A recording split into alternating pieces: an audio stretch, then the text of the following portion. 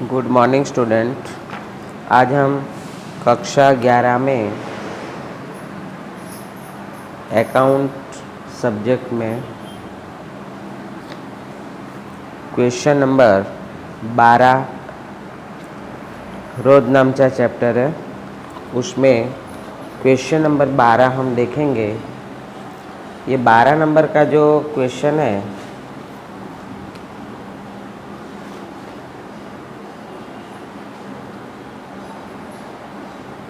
व्यापारी बट्टा, रोकड़ बट्टा और डूबत ऋण के व्यवहार का रोजनामचा है। मैंने आपको पहले बताया था कि व्यापारी बट्टा जो है उसका लेखा नहीं होता है, उसकी सिर्फ गिनती होती है। रोकड़ बट्टा उसका लेखा भी होता है, उसकी गिनती भी होती है। इसके बाद डूबत ऋण, डूबत ऋण जो है वो धंधा का नुकसान है,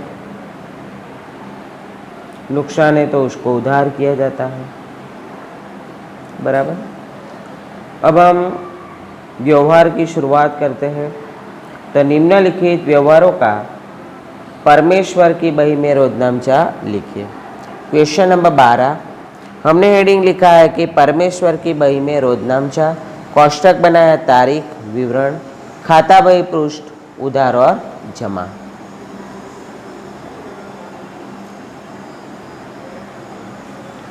पहला व्यवहार है 2014 जून 1, 50,000 रोकड़, 10,000 का माल स्टॉक और 15,000 के देनदार लाकर धंधा का प्रारंभ किया। धंधे के अंदर रोकड़ आ रही है, माल स्टॉक आ रहा है, देनदार आ रहा है, तीनों तीन संपत्ति है। माल संपत्ति खाता के नियम के अनुसार संपत्ति आए तो उधार होता है, और जब धंधा का शुरुआत किया ऐसा क्वेश्चन में लिखा रहता है, मतलब कि धंधा का मालिक ये सब लाया है, धंधा का मालिक ने इन्वेस्टमेंट किया है तो वो पूंजी खाते जमा होता है। तो रोजनामचा है रोकड़ खाते उधार 50,000, माल स्टॉक खाते उधार 10,000, देनदार खाते उधार 15,000, पूंजी खाते का 75। जितनी रकम उधार होती है उतनी रकम जमा होनी चाहिए। विवरण में रोकड़, माल स्टॉक, देनदार लाकर धंधा का प्रारंभ किया उसका। सेकंड, श्रीमती शारदा के पास से 20,000 की लोन 10% ब्याज से ली। लोन लिया है तो लोन के स्वरूप में रोकड़ आया है, तो रोकड़ खाते उधार 20,000, 10% की शारदा की लोन खाते का। शारदा के पास से 10% के ब्याज के दर से लोन लिया है तो वो देने वाली है, तो उसके खाते जमा। विवरण, शारदा के पास से 10% के ब्याज के दर से लोन लिया उसका। 3 तारीख, रामेश्वर स्टोर में से 8,000 का माल 10% व्यापारी बट्टा से खरीदा है। खरीदी हमेशा उधार होता है, तो रोजनामचा है खरीद खाते उधार रामेश्वर स्टोर्स खाते का। यहाँ पे 8,000 का माल 10% व्यापारी बट्टा से खरीदा है, तो मैंने यहाँ पे गिनती लिखा है 8,000 की कुल कीमत है माइनस 10% व्यापारी बट्टा। 8,000 का 10% 800, घटाने के बाद रकम आता है 7200। तो रकम हमने लिखा है उधार में 7200 और जमा में भी 7200। विवरण, रामेश्वर स्टोर में से 10% व्यापारी बट्टा से माल खरीदा उसका। तारीख 5, गायत्री स्टोर को 5,000 का माल 10% व्यापारी बट्टा से बेचा। गायत्री स्टोर को बेचा है, बराबर, और ये भी उधार व्यवहार है, गायत्री लेने वाली है, बिक्री जमा होता है। तो रोजनामचा है गायत्री स्टोर्स खाते उधार, बिक्री खाते का। यहाँ पे भी 10% व्यापारी बट्टा है, 5,000 उसकी कीमत है और माइनस 5000 का 10% 500 रुपया व्यापारी बट्टा है, तो रकम आएगी 4500 बराबर। तो हमने रकम में लिखा है 4500, उधार में भी और जमा में भी। विवरण, गायत्री स्टोर को 10% व्यापारी बट्टा से माल बेचा उसका। आगे तारीख 7, राधा किशन स्टोर में से 15,000 का माल 10% व्यापारी बट्टा 10% रोकड़ बट्टा से खरीदा, आधी रकम का चेक दिया। देखो स्टूडेंट, यहाँ पे 10% व्यापारी बट्टा से माल खरीदा है, 10% रोकड़ बट्टा से, और लिखा है लास्ट में आधी रकम का चेक दिया। तो ये आधा व्यवहार उधार होता है और आधा व्यवहार रोकड़ है।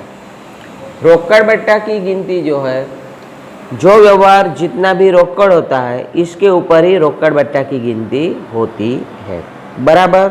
तो आधा व्यवहार उधार है, आधा व्यवहार रोकड़ है। इस हिसाब से हम रोज नामचा लिखेंगे।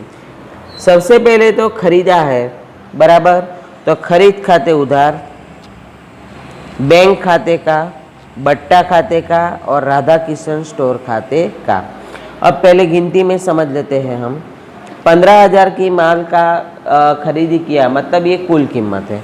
उसमें से 10% व्यापारी बट्टा, मतलब 15,000 का 10% व्यापारी बट्टा 1500 घटाने के बाद 13,500। रोकड़ बट्टा की गिनती व्यापारी बट्टा के बाद होती है बराबर।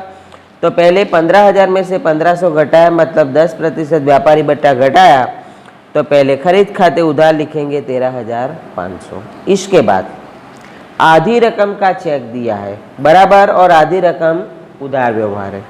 तो 13,500 का मैंने दोनों आधा आधा कर दिया, 6,750 6,750।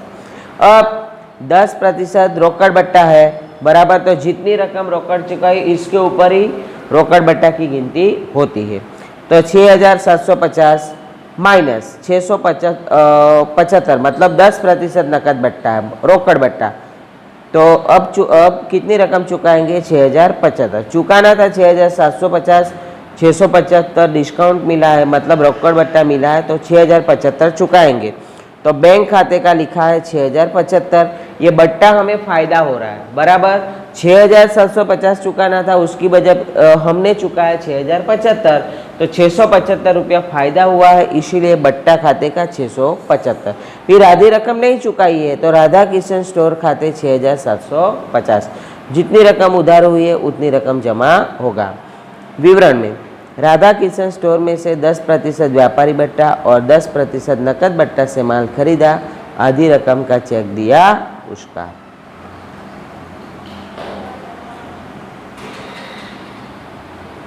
तारीख 10, विभूति के पास से 5,000 का माल भेजने का ऑर्डर मिला। ऑर्डर मिला है, ऑर्डर दिया हो, ऑर्डर मिला हो, तो उसका लेखा नहीं होता, क्योंकि ये गैर आर्थिक व्यवहार है। गैर आर्थिक व्यवहार है, प्रविष्टियाँ उसकी नहीं होगी। तारीख 12, विभूति के ऑर्डर के अनुसार का माल 10% व्यापारी बट्टा से भेजा, लारी भाड़ा के 50 नकद चुका है। यहाँ पे मैंने संयुक्त रोजनामचा नहीं लिखा है, दोनों अलग अलग लिखा है। तो 12 में नंबर 1, विभूति ने 5,000 का माल का ऑर्डर दिया था, तो उसको ऑर्डर के अनुसार हमने माल भेज दिया। कैसे भेजा? 10% व्यापारी बट्टा से भेजा।